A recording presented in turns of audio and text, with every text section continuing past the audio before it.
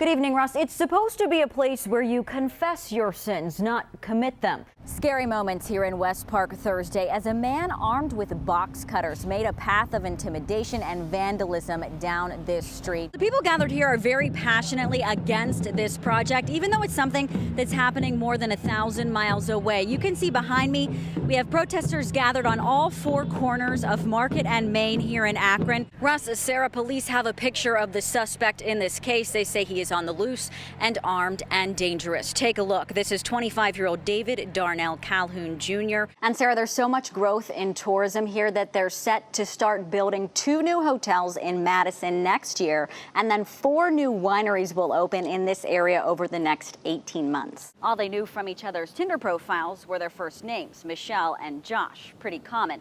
And they had totally different majors. Michelle in communications on one side of campus, and Josh in zoology on the other. Well, one more thing before we go. On Monday, May 8th, NBC would cordially like to invite you to participate in Season 9 of American Ninja Warrior.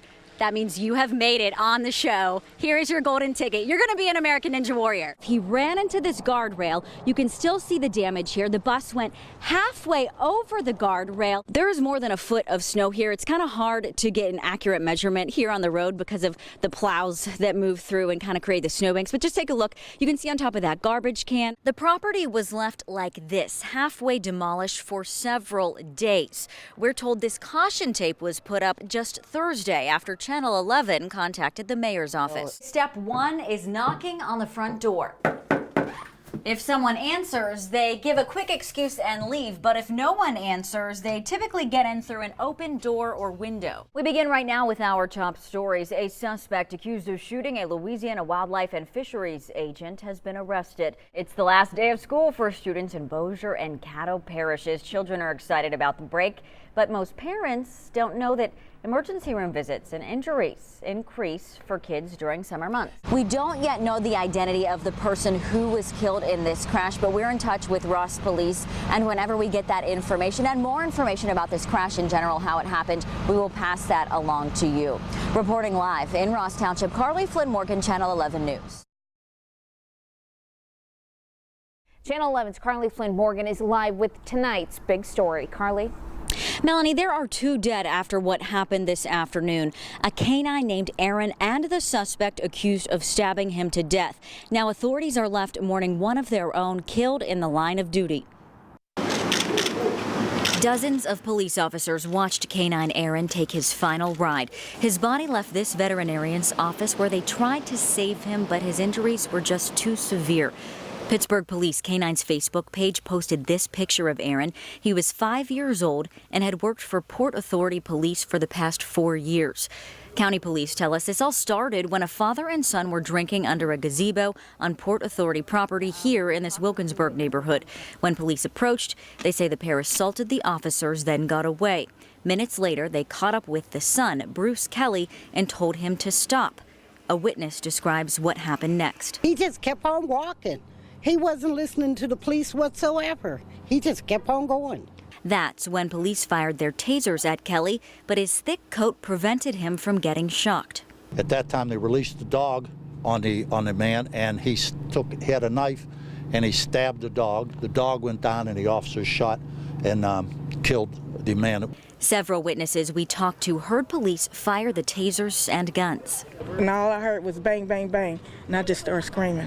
It's just crazy, and it's sad that something like this has to happen. Aaron was rushed to the vet but ultimately died. A terrible loss for Port Authority Police. He's a member of that officer's family, and he's a member of the law enforcement family, and it's a difficult time.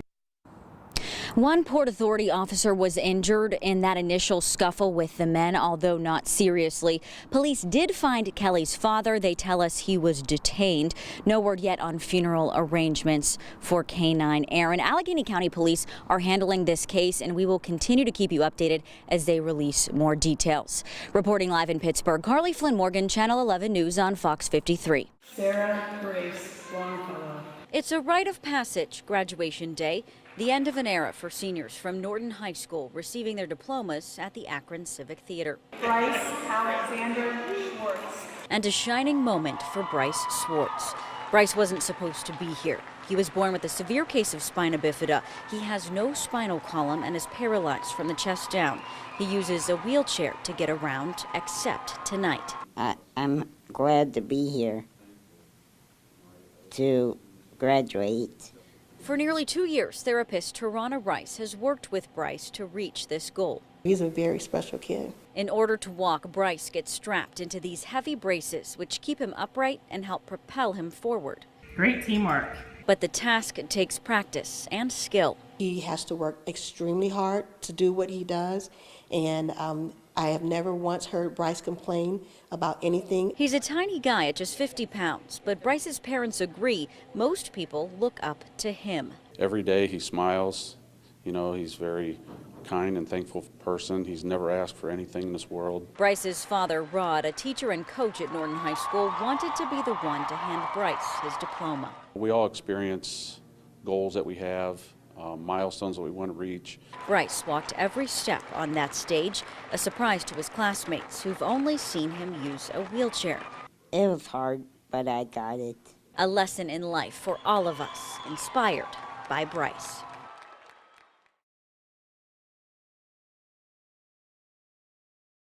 We're going to send it over to Studio A with today's headlines with Flynn Morgan. Carly. Good afternoon, guys. Here's a look at what's topping headlines. A 29-year-old man accused of shooting and killing a woman on a Solon highway over the weekend pled not guilty. Matthew Ryan Desha has been charged with murder and is being held on a $1 million bond. Police say Desha ran a red light and hit 53-year-old Deborah Pearl's car. His SUV flipped several times. Then police say he got out of his car and shot Pearl. Her family also in court this morning. They held a prayer following the arraignment. Canton police are searching for the person who killed two men yesterday morning. It happened in the 2400 block of Midway Avenue. Police say a neighbor called 911. When police arrived, they found two men shot and killed in the house. Police say there were also 3 children in the home. They were taken to the hospital as a precaution. Northeast Ohio families are all too familiar with the devastating effects of opioid drug abuse. A new program was launched today at Summit County Public Health to give families special pouches to safely dispose of old medication at home. 40,000 pouches have been donated, and some of those will be available at Acme Pharmacy locations in the greater Akron area. Now, some big news for beer drinkers. The law that put a cap on beer alcohol levels in Ohio was lifted at midnight. It means breweries can serve beer with alcohol content higher than 12%. You're looking at video now from Buckeye Beer Engine in Lakewood. The legislature lifted the cap on alcohol content in beer back in May for the 190 craft breweries here in Ohio, but it takes effect today. Kent State University makes a big change to one of its dining halls. It becomes the first university in the country to feature an entirely gluten-free menu.